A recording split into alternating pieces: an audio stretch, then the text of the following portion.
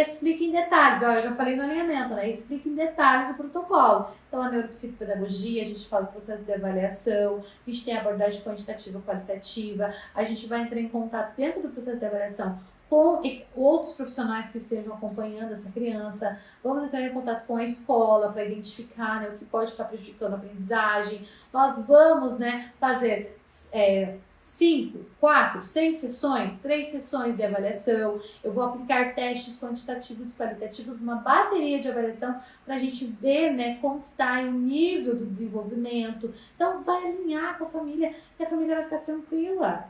Olha, agora é o momento de coletar dados, de ver e fazer uma identificação, fazer uma avaliação, né? Depois que a gente finalizar a avaliação, a gente chama vocês, nós vamos fazer, né, vou te passar todo o resultado que eu coletei aqui na avaliação, quais foram as hipóteses que eu levantei, quais foram as minhas conclusões, vou te passar os encaminhamentos necessários e se for necessário a gente vai fazer o acompanhamento da intervenção e eu consigo, com essas informações da avaliação, desenvolver um plano de intervenção específico, né, com um resultado muito mais rápido, né, e eficaz se for aplicado, porque vai ser individualizado, tá? Isso é alinhar a expectativa, isso é o sexto também, explicar em detalhes o protocolo do atendimento.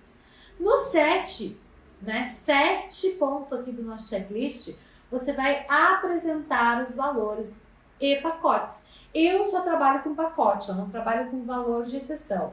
Como eu falei para vocês, esse primeiro atendimento eu faço de forma gratuita, tá? Eu faço de forma gratuita, mas é a minha estratégia. Você pode cobrar e não tem problema nenhum. Inclusive, eu ensino uma estratégia também para os meus alunos, que é cobrar e aí descontar do valor do pacote, se ele fechar o pacote. Se ele não fechar o pacote, ele pagou a sessão, vai embora e pronto. Agora, se ele fechar o pacote, você desconta esse valor da primeira sessão do pacote. Também é uma estratégia, é como se você não estivesse cobrando, mas primeiro você já cobrou, né? E caso ele não feche o pacote, você já, não, né, já teve ali o valor daquela sessão pago, tá? Apresente o contrato, tenha um contrato, feche um contrato, assine um contrato. No contrato tem que estar as datas que vão ser as sessões, como é o teu procedimento, né? Quais são as tuas condições de cancelamento, remarcação, não comparecimento, pagamento, então vai estar tudo no contrato. Então, fecha um contrato, assina um contrato. Por quê? Porque o contrato vai te dar uma segurança maior, tanto que a família vai honrar com a questão financeira, quanto que a família também vai honrar com o comparecimento, tá bom? Com o comparecimento. Porque se a família não trouxer o paciente, de nada adianta, não vai ter trabalho, não vai desenvolver nada, você não vai nem coletar dados da avaliação e você não vai conseguir intervir. E por último, e não menos importante, agende já a primeira sessão com o paciente. Então a família já sai dessa sessão com todas as datas da sessão do paciente e já com a primeira sessão com o paciente agendada. E uma dica extra, né? Agende essa sessão para no mínimo 2 dias depois do atendimento da família. Por quê? Você vai ter que analisar todo aquele dado que você coletou com a família, você vai ter que elaborar o teu plano de avaliação, você vai ter que personalizar ali, identificar, ver os testes que você vai utilizar, separar o material, organizar. Então é bom você se preparar antes, então dê uns 2 dias depois, pelo menos, né? 2 dias de intervalo entre esse atendimento com a família e o início com o paciente, né? Não faça de maneira imediata, porque às vezes o imediatismo, ele não é bom pra gente, né? A falta do tempo, as coisas precisam de tempo para serem maturadas. Então, né, deixa